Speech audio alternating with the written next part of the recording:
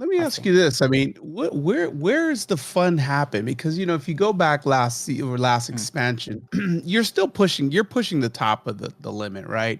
And yeah, that last season or last expansion, it was like huge packs, right? You probably mhm. played Demon Hunter where you're doing every single ability for the team. You're doing the silences and the fears and the stuns.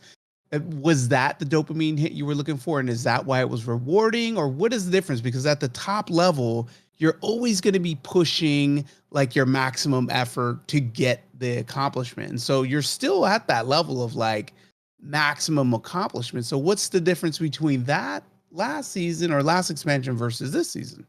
That's a very good question. I think that you might be onto something, which is that the expectation had been set of what tanking looked like, and they simply changed what tanks look like. Because you are responsible for yourself, but not 100% anymore. And I think that yeah, the CC and the control was all cool, but you can still do that as a prop pally. Like I'll end a dungeon with 70 or 80 interrupts, and I'll be like, imagine doing this without a prop pally. Or I'll have that one spell word or that one lay on hands where I save somebody. Well, what would we do if I wasn't like I still feel that level of accomplishment. That feels good.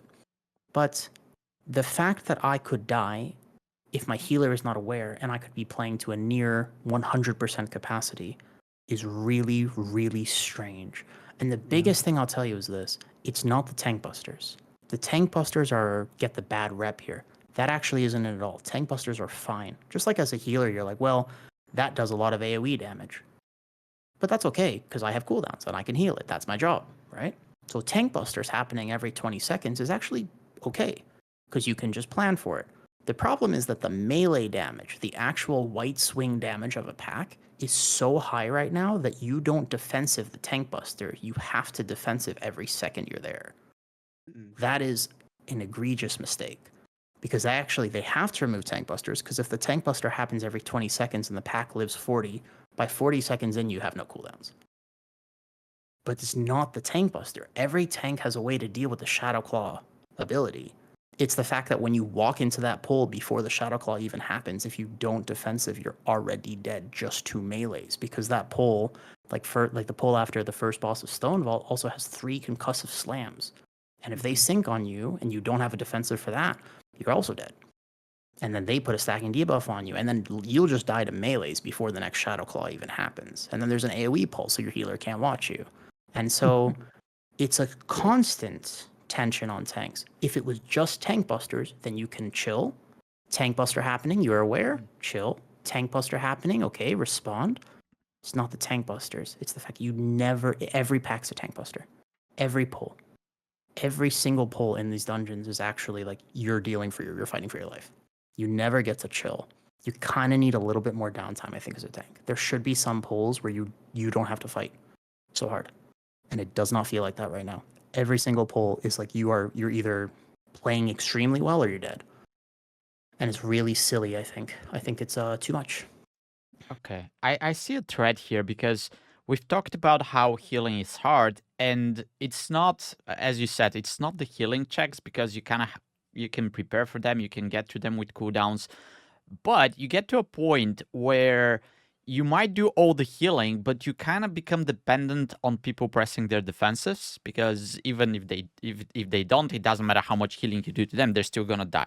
So what we were basically not happy about when it comes to healing is that at some point you almost become irrelevant because you are dependent on other people playing correctly.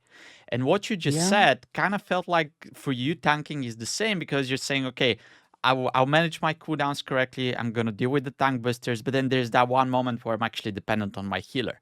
So that kind of feels like we're talking about the same things. You're dependent on other people to do their job correctly so that you can shine and do your role. Is that correct first? Am I getting this correctly? Yeah, I think genuinely, if they just buffed tanks by a fair margin, but also capped it, because the fear is, well, what if there are 2 tanks and a key? Because you might do that if they buff them enough. Just limit it. You have 1 tank. You cannot start a key with 2 tanks. Easy. So it's literally an easy solution. Just you cannot start a Mythic Keystone with 2 tanks. And I don't know exactly how they would do that with Raid. Maybe that would be more complicated in Raid, but effectively just if they buff tanks, every single tank, by straight up 20% increased damage and healing done tomorrow, I think the game would be better for it, not worse. Like, I actually think that your DPS would be a little bit sad because your tank might beat them in AoE. That is, I think, one of the main reasons they won't do it is because your DPS will be like, am I irrelevant? They don't like feeling that. Yeah, and do you think it's just But like you, a flat but you know what percentage might buff? happen? There's a way to do it, not that, but that's just the simplest way to explain it. But you know what might happen if the tank actually beats everybody in damage? More people might reroll the tank. Yeah, I said that a couple episodes ago, man. I said let the tanks do the same amount of damage as the DPS. Tanks will come in. It's fun. Yeah. It's fun. Make it fun. Yeah.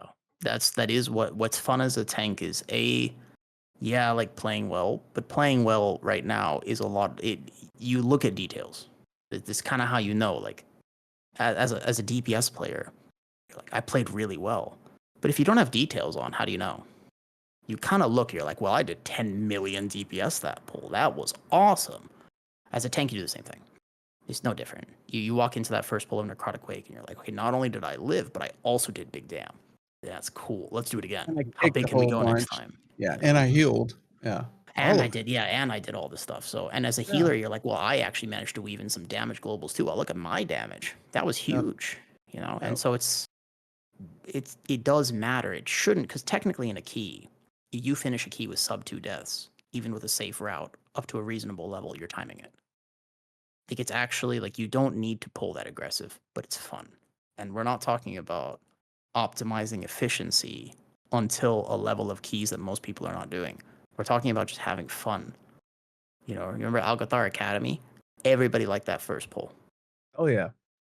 It was just fun. It made no Yeah. difference to the dungeon. They could have made 3 mobs with the same percentage instead of all the little ones, but it was fun. Yeah. It was just a cool pull, and your tank had a job, your healer had a job, and your DPS had a job. It was simple. You dodge the swirlies, you do big damn. Cool. I feel like I hope that they bring the game back to a little bit of a simpler, just more straightforward, fun game. It seems like they're doing this goblin theme for season 2. You know, they're kind of maybe they're stepping off their high horse a little bit. You know, we're not this epic fantasy game that has to be super serious all the time. Maybe we can just have goblins and a slot machine boss. Like, it might just be fun to be a little bit more chill.